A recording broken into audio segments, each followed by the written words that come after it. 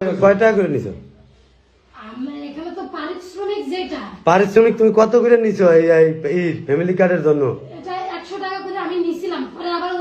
100 করে তুমি নিছো, তোমাকে কি বলছে যে 100 টাকা করে নেওয়ার জন্য?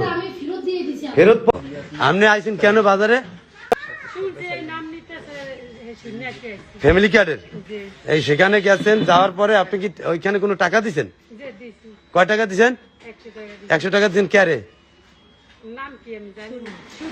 হ্যাঁ, সুরমাপাকে 100 টাকা দিচ্ছেন এই ফ্যামিলি কার্ডের জন্য।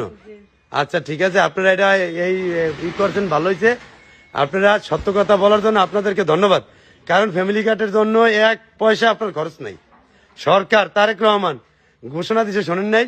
যে ফ্যামিলি কার্ডের জন্য যারা বাণিজ্য করবে, যারা একটি টাকা নেবে, তাদের বিরুদ্ধে আইনগত ব্যবস্থা নেওয়া হবে। আমি বলবো যে এই যেই মেয়ে টাকা নিছে আঞ্জুরাট ইউনিয়ন পরিষদ থেকে, আরো অনেক লোকের থেকে নিছে, সবার থেকে টাকা নিছে। কত টাকা করে নিছে? 100 টাকা করে নিছে। আচ্ছা ঠিক আছে, কয় টাকা করে নিছো? পারিশ্রমিক তুমি কত করে নিছো এই ফ্যামিলি কার্ডের জন্য? 100 করে তুমি নিছো, তোমাকে কি বলছে যে 100 টাকা করে নেওয়ার জন্য? ফেরত পরে দাও। তুমি 100 টাকা করে কেন নিলা?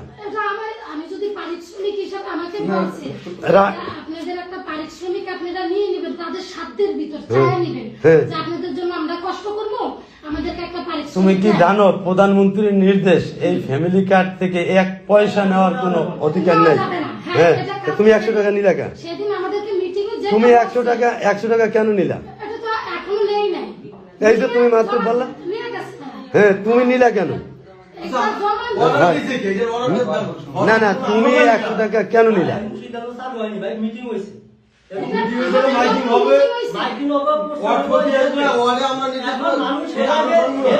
এর আগে যদি আপনাদের কাছে মানুষ আসে, আপনাদের বলার কি এই সম্পর্কে? আমরা এখনো কিছু জানি না। পরে সরকার বারবার অর্ডার দিতে আসছে, একটি টাকা কেউ নিতে পারবে না বিনামূল্যে, বিনা স্বার্থে। পারিশ্রমিক দিয়ে কি করতে, যদি চাকরি করতে হয়? না না, তোমারে বলছে, তোমারে বলছে যে পারিশ্রমিক 100 টাকা নিতে। হ্যাঁ না না,